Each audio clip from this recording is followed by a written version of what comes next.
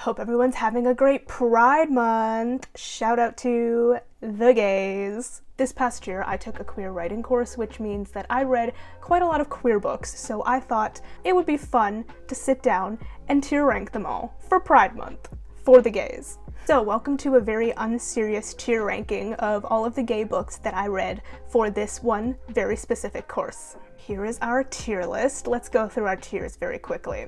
First, foremost, we have Respectfully Bussin'. So basically, books that were the cream of the crop, the top tier, ones that changed my brain chemistry. Right after that, we have The Queers ate but left crumbs, and it's missing the closing bracket. I didn't realize that until after I already published the tier list, and I didn't feel like going back to change it. So that's just what the tier is called. It's a step down from Respectfully Bussin', still really good books, but they didn't end up really altering my life. Then we have, I guess, it's just the mid-tier. I feel like there's no other way to describe it. It's just books that I understand the appeal, but they didn't personally do anything for me. So, mid. Then we get into the sad ones. Gay Disappointment. Books that I had high hopes for, but they just fell flat in almost every way, and it was very, very upsetting to me.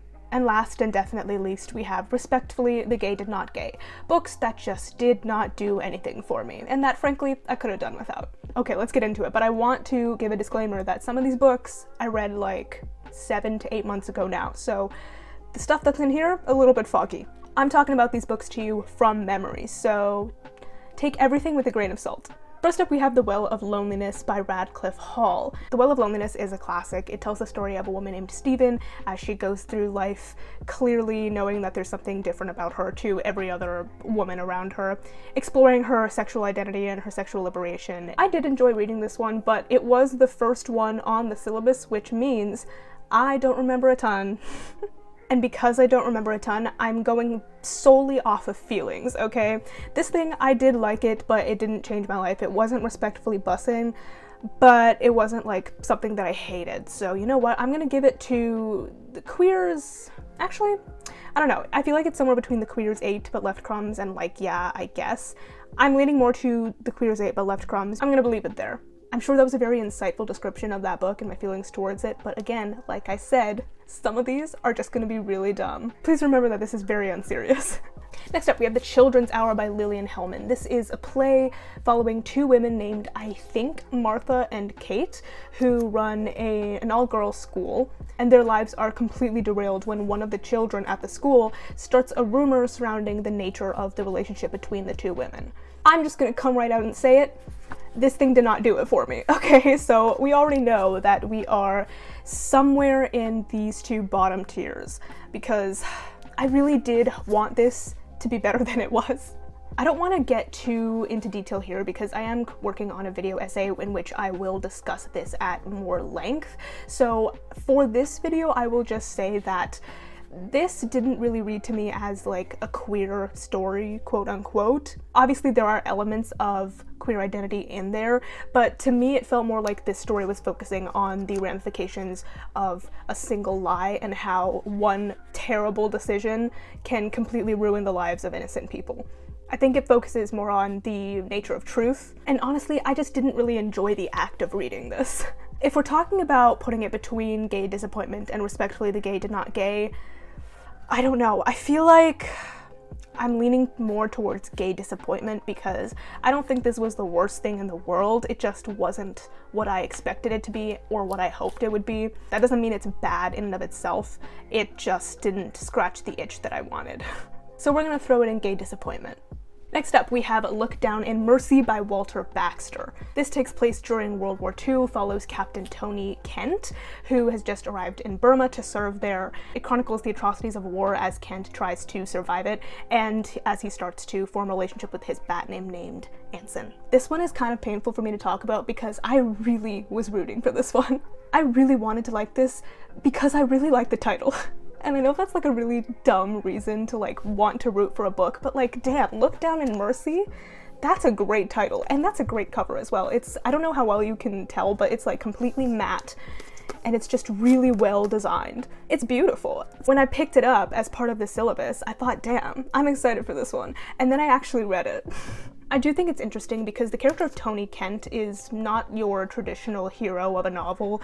He's kind of I guess you could say a quote-unquote failure of a man. He's cowardly, he's egotistical, he's abusive in certain ways. He's definitely not the perfect picture of masculinity. And because he's not the perfect picture of a man, he's also not the perfect picture of queerness or homosexuality. I think it's interesting to tell a story from the perspective of a man like this, because he's not a guy you want to root for, yet you're forced to be in his head, in his space, and follow him through his story. There are some really haunting and vivid descriptions of war in this book, which are definitely difficult to read. I think it excels in that sense. There is like an entire section of this book that consists of just Kent and his men walking from one area to another, and the monotony of that, the pain of that, the exhaustion that these men feel. It really comes through in the pages themselves, and I do think that that is to be commended. But by God, if it isn't boring. And the thing is, I know it's supposed to be boring because the action itself is monotonous, it's tedious, and yet reading it was so painful. I had trouble figuring out where I wanted to place this on the tier ranking because technically I know why the book was written the way it was, but that doesn't mean I enjoyed reading it. That doesn't mean that I actually wanted to keep reading. I'd say my favorite element of this book was the exploration of military masculinity. The idea that like men of the military are real men, and the constant fear of being seen as unmasculine by the other men around you. It's interesting the way that things like the military and war warp the sense of masculinity that these men have. There are so many instances in this book of Kent worrying about what his men are thinking of him, wondering if they respect him, worrying that they will see the moments of weakness that he shows when he's alone with Anson, the man he's falling for. It's definitely interesting. I just wish that the rest of the book was better. We kind of had a joke about this book in my class because my prof loved this book, and a lot of the students, I believe, did not. I think I have to put this in respectfully, the gay did not gay, because it really didn't. Again, that's not to say that other people won't enjoy this book, because I really do think that this book has its merits. If you are interested in a really haunting account of war and a difficult story about kind of a terrible person, then you might really enjoy this, so give it a read. I personally am okay with tossing it aside. Okay, next up we have The Price of Salt or Carol by Patricia Highsmith. This one, the gay did gay. It did. This follows the story of a young woman named Therese who starts to fall for an older woman named Carol. Therese is young, she's kind of indecisive, she doesn't really know what she wants from the world, whereas Carol has this very self-assured air to her. But as they get closer and Therese starts to grow more and more infatuated with Carol, things in their life start to go haywire, as they often do. Y'all, I really liked this one, okay? I don't even know if I can fully explain why. I realize that I'm probably the worst person to be making a tier ranking list because a lot of my emotions are just like, the gay did gay, or it didn't. I think this book is really accessible. I actually find it probably the most accessible out of the ones that we've discussed so far. So I think it's a good gateway into the genre of adult queer fiction. We also watched the adaptation for this class, and I really like the adaptation too. It is relatively faithful, although there are certain things that are changed, kind of to update it, I feel like, for a more modern audience. I'd say the book is a little bit more realistic, while the film takes on a little bit of a fantastical approach at times. Either way, both really good. Cate Blanchett eats, and I think I'm gonna put this in the Queers ate but left crumbs, because I really did enjoy it, but I think when I compare it to some of the other books later on the list that really did feel like respectfully bussin' to me, it's not quite there for me. Next up we have Midnight Cowboy by James Leo Hurley. I think this is best known as its adaptation, the film Midnight Cowboy, which we also did watch for class, and I really enjoyed that too. Midnight Cowboy follows the character Joe Buck as he moves to New York City in an attempt to make a living for himself through sex work. While there, he becomes friends with a street hustler named Ratso, and their friendship is a main element of this book. Kind of in the way that The Children's Hour is not really about queerness to me, I also don't necessarily see Midnight Cowboy as fully about queerness either. I see Midnight Cowboy more as a book about American masculinity. I mean, the character Joe Buck dresses like a cowboy, he fancies himself a cowboy, and the cowboy is historically been a symbol of American masculinity. But what's interesting is that Joe Buck tries to make a living as a sex worker, which is kind of the opposite of what traditional masculinity calls for. He's hurt and taken advantage of, and he's vulnerable in ways that would not be seen as traditionally masculine. It really shows how fragile the idea of American masculinity is, and the whole thing is Joe Buck walking the line of masculinity. The heart of this book really is the friendship between Joe and Ratso. I think the film put even more emphasis on that, which is why I think I enjoyed the film better than I liked the book. I say that you don't really start to see the friendship build between Joe and Ratso until maybe halfway through this, and that's kind of where I really got into it. I think I'm gonna have to put this in the Queers 8 but left crumbs again, because while I did really enjoy it and I really liked the relationship dynamic between Joe and Ratso, I don't think there was enough of it for me to really put it in Respectfully Bussin'. I think I would put the movie in Respectfully Bussin' because it is a very good adaptation, and I think they even strengthened upon the source material, but the book itself, 8, but crumbs were left. Next up, we have The Boys in the Band by Mart Crowley. This is a play following a number of gay men who are friends in the 80s in New York? No, it's not. I completely made that up. I think it's in the 70s. I don't remember. This group of friends, headed by the character Michael, are planning a birthday party for another one of their friends, but things sort of go haywire when one of Michael's straight friends from university shows up unexpectedly. And it tells the story of all of these various men with their various perspectives on their own queerness and their search to, seek satisfaction or absolution. Some of them do get that satisfaction, some of them don't, some of them never will.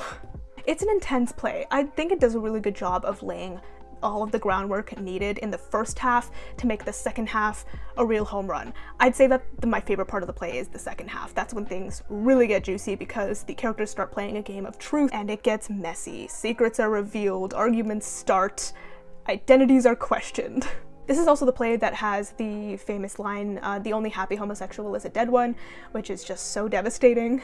I watched the original film adaptation of this, not the 2021, the one that was from, I think, the 1970s. Very well done. I'm not sure if I want to see the 2021 because I feel like how many different ways can you really adapt this story? I think if you enjoy very contained, character-driven stories, then you're going to really enjoy this one.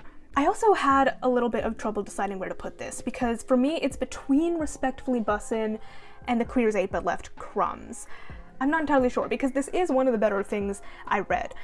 I think in the end I'm gonna go with the Queers 8 but left crumbs because I feel like if I'm gonna put something in Respectfully Bussin', then it needs to be so clear to me that that book is Respectfully Bussin'. There cannot even be a question of it being anywhere else. So this is going in the second tier. Still really good. Okay, now we have a couple of books that I don't own. One called The Adventures of Jodelle and another called Stonewall Mark. These are both graphic novels, which, say it with me, I don't remember too much about. I think Jodelle was originally published in some sort of erotic magazine. I would try to tell you what it's about, but I don't remember.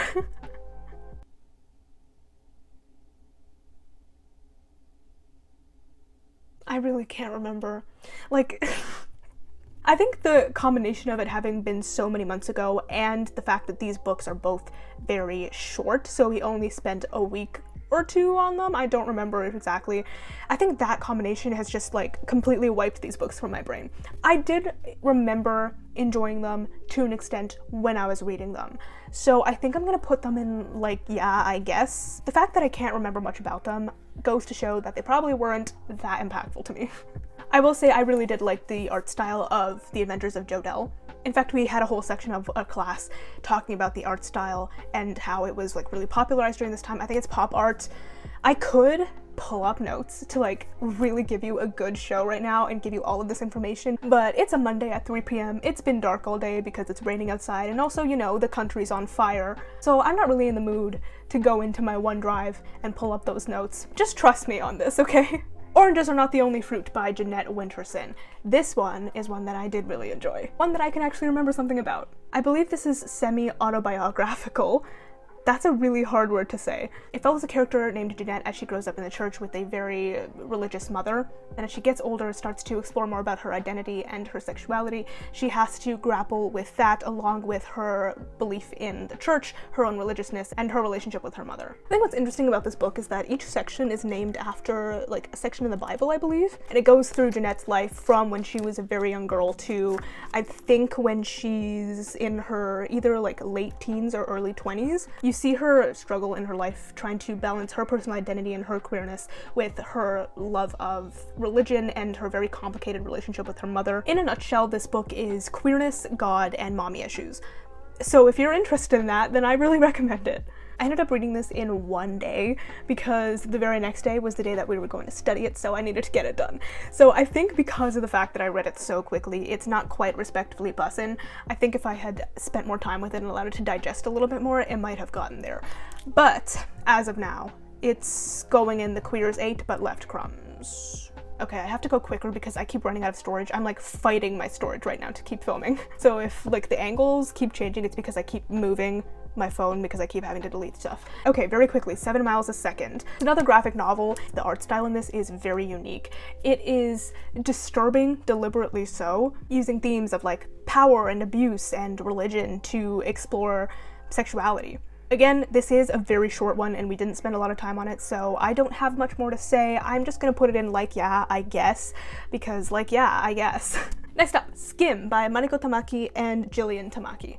This is a YA graphic novel following a girl named Skim.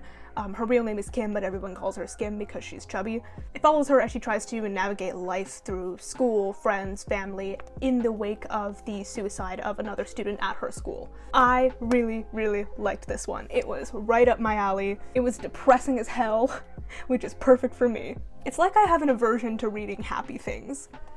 I just don't do it very often, which is probably why when I do read something really happy, like a rom-com, it just makes my brain so alive. Maybe I should read happier things. I think that's proof that I need to read happier things, because every single one of the books on this list is just so depressing in a certain way.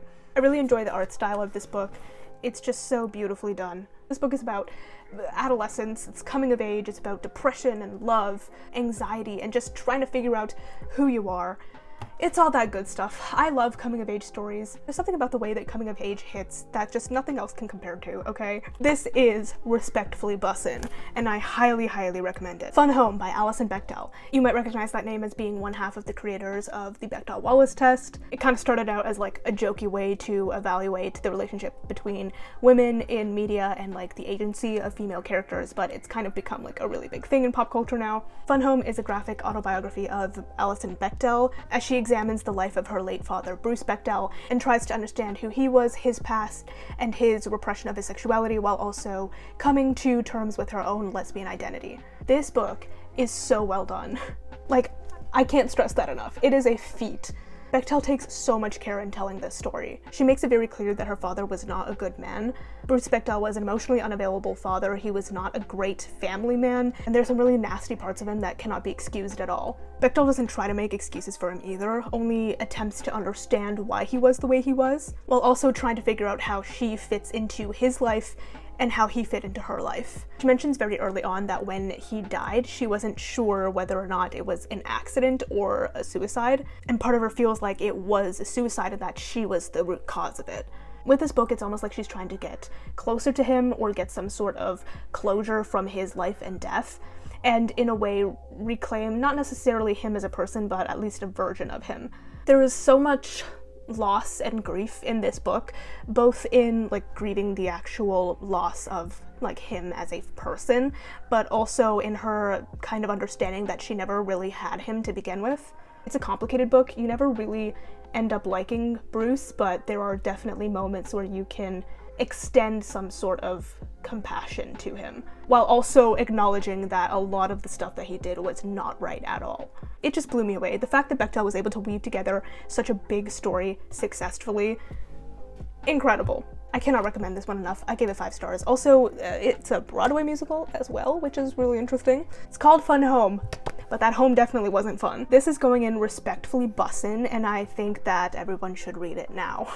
Okay, we're getting down to it. Next, we have Brokeback Mountain, both the short story and the film. Again, I don't want to spend too much time on Brokeback Mountain because the video essay I'm working on will be discussing this, but I will say that I had seen the film years ago before taking this course. I never read the short story. I read it for this course. This short story was originally on the syllabus, but my prof ended up taking it off because we were falling behind, but we were still allowed to read it and write on it if we wanted to, so I did just that. Quick synopsis: Brokeback Mountain is about two young men, Jack Twist and Ed Stelmar, who take a job on Brokeback Mountain herding sheep, and they fall in love during the time that they're up there. They're separate after their work is done, and we continue to follow them for 20 years as they try to have a relationship together while also trying to uphold the heteronormative images that they have projected to the rest of the world. The short story is really well done. We are able to get such a full picture of these men's lives in a very short amount of time, and I was really impressed with the adaptation of it as well. The short story is not very long, it's a novella really, but they were still able to get like a 2.5-hour film out of it. Nothing is dragged out, nothing is repetitive. There are no pacing issues whatsoever. I was really impressed by the adaptation. Honestly, I think I have to put it in Respectfully Bussin' because it really hits, this one. And last but not least is Just Kids by Patti Smith. Just Kids is an autobiography of Patti Smith. She's like the poet laureate of rock, and it chronicles her life from the time she was in her late teens, I think, with an emphasis on the relationship that she had with Robert Mapplethorpe, who would later become a very celebrated artist in American pop culture too. I have to admit, I haven't actually finished this book yet, but I'm like halfway through and I've been really enjoying it. The writing style is just so lush and easy to fall into. Patti Smith is very talented, and I'm really enjoying her description of this relationship that she had with Robert Mapplethorpe. They knew each other for many years, they dated for a while too. It feels so personal and intimate. I'm just really enjoying it. I don't think I can put it in Respectfully Bussin' because I haven't finished it. I think I have to put it in The Queers Ate But Left Crumbs, but I have a feeling that after I finish it, it would be in Respectfully Bussin'. But to be fair, I'm gonna leave it in The Queers Ate. And there you have it. That is my definitive tier ranking of all of the queer books that I read for my queer writing class. A very unserious ranking, may I add. I think my favorite book was Fun Home. That one really hit. And I'd say my least favorite one was Look Down on Mercy. I don't want to say the worst because I do think it has merit. It just wasn't for me. But I think that there are people out there who would really enjoy something like that and get a lot out of it. Okay, I'm gonna leave it there. Let me know if you've read any of these books, if you're interested in reading any of these books now. I do have a much more serious video essay coming. Okay, this was a really like fun, unserious break to take between all of the stuff that I'm doing for school and writing and then working on videos as well. I just wanted to do something a little bit fun, sweet, easy, and this came to mind. I hope you're having a good Pride Month so far. I hope the fires aren't destroying your lives. Please be safe, take care of yourself, keep an eye on that air quality, and let's hope that the country stops burning. Yeah, subscribe, because I have more videos coming. At some point, I will definitely be getting that video essay out before the end of the month, so help me God. Stay safe, and I will see you in my next video. Bye!